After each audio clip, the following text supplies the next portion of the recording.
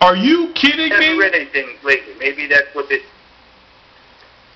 Are you kidding me? Sanchez had 3 years already, and let's face the facts. If the Jets would have had just a adequate quarterback or an above average quarterback in those championship games, they would have made it to the Super Bowl.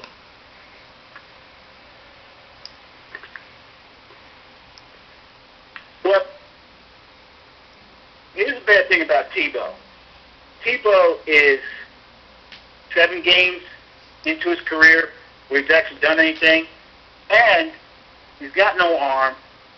He's not super stable, and if he was all that good, let's face it, the Broncos would have kept him. No. The reason why the Broncos did not keep him because you have John Elway, the general manager, and he wants a quarterback to be a clone of himself. No, the thing is, he's taking a chance. He didn't like Tebow in the first place. Exactly. He didn't draft him. Correct. He has some flaws, and he believes that he can win. He believes he can win a championship with Peyton Manning. But Peyton Manning's damaged goods, my friend. Peyton Manning ain't got a chance to do much. He is damaged goods, and let's face it, when he goes out there, somebody's gonna break him. Oh yeah, you have no argument from me there. Yeah, I don't know why they did it, but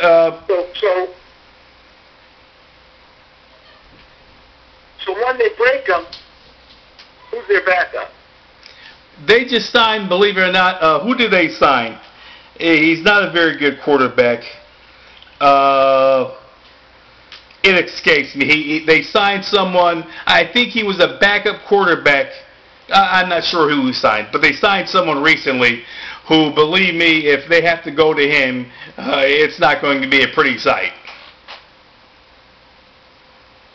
Exactly. It's a troubled situation.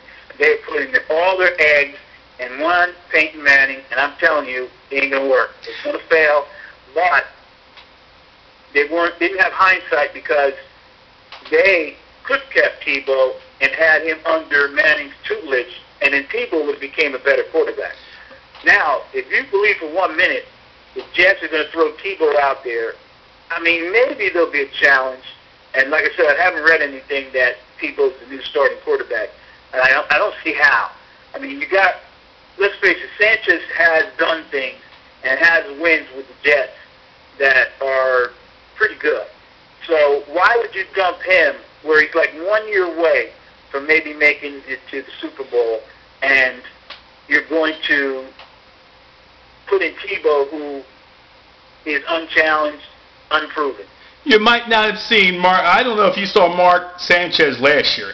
I mean, he totally regressed. Tim Tebow is a winner. He led his team to the playoffs. I mean, they won what, 7 games or 7 games in a row or something. What has Mark Sanchez done? You know, they brought in Tim Tebow to push Mark Sanchez. Now, if Mark Sanchez improves and can take the pressure, he might be the Jets' superstar quarterback. But if he falters like he's done in the past, you will see Tim Tebow as the New York Jets starting quarterback. Book it. But, you know, I don't think so. I think Tebow's trade bait. But let me just make this argument, and then we can talk about something else. Okay. Let's face this. Let's just face this, that Tebow has not been challenged. Tebow had nothing to lose when they threw him in there. He only had things to gain.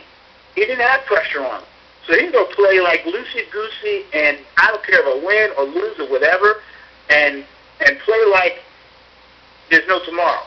But now if you put him in the beginning of the season, including 3 or 4 preseason games, he's got a lot to lose. He's got a lot to prove, and believe me, it isn't going to be an easy thing just to go in there and win 7, 8 games like he did last year with nothing to lose. Well, just once again, Now we'll have pressure. I don't think it'll ever happen. Oh, once again, he had pressure. The man won a playoff game. He picked apart the Pittsburgh Steelers and their great defense in the playoffs. No, I'm not talking about that type of pressure. I'm not talking about that type of pressure. I'm talking about the pressure of living up to his name, living up to the hype, living up to the big contract. He had none of that pressure on him. So all he had to do was go play loose, and you know for a fact, if you go out, a team that comes out and plays loose and carefree, they're going to win it. Unless you're coming up against juggernauts. Right, but Tim... there ain't too many juggernauts in the NFL. Tim Tebow is pressure. He's clutch. He even stated, I'm coming to New York to be competitive. That's what he said. They're putting me in as a backup, but my goal is to be the starting quarterback. You're getting the wrong pressure. You're talking about the pressure in the game. You're talking about the pressure of a defense coming up the middle on you. That's a pressure in time, let's say. That's real time.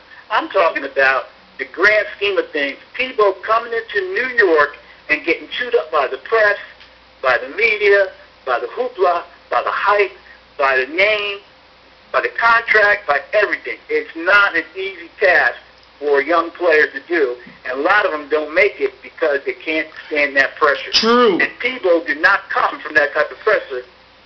I mean, come on. Florida's a lot of pressure. I mean, Tebow thrives under pressure.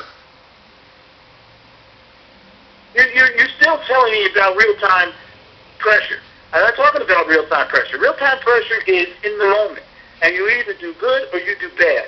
But pressure on your mind that, hey, the media's going to call me this, hey, I just got a contract for this much, and the outside pressures is what will crack young people. I'm saying he can handle it. He can handle it. He's grounded. He's well grounded. All right, what was your other topic? Because we can go round and round with this. Hold on. How can he handle it if he's never been through it? So, I don't know. I don't understand that. He's had a lot of pressure in Florida. I can't hear you. You sound like a tin can. You're talking from a tin can, my friend.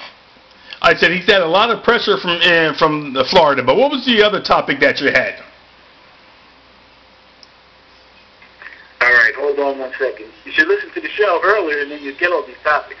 But I will. Well, excuse me, sir. I just have a busy schedule there. Come on. Remember, I am Stone of the Stone and Digital Dave show. Here it goes. And I know we banned this guy, and I hate to even talk about him, and I hate to even go by what people are trying to say. 2009. Yes, since 2009. Tiger Woods has not won a championship, a tournament event, meaning that he's lost over 27 events since that debacle with his wife. What do you think? Well, he actually won today, a major tournament. So, and I think what I'm talking about. He won today. Right. He won since. Yeah, I think he's going to falter again. I mean, he wasn't going against great competition, and the competition there, they were kind of faltering. Well, actually, I think Nicholson was there, but I mean, he had a bad round and some bad rounds. So I don't know. I don't think Tiger's back. He just got fortunate today, and I think he's going to continue his decline.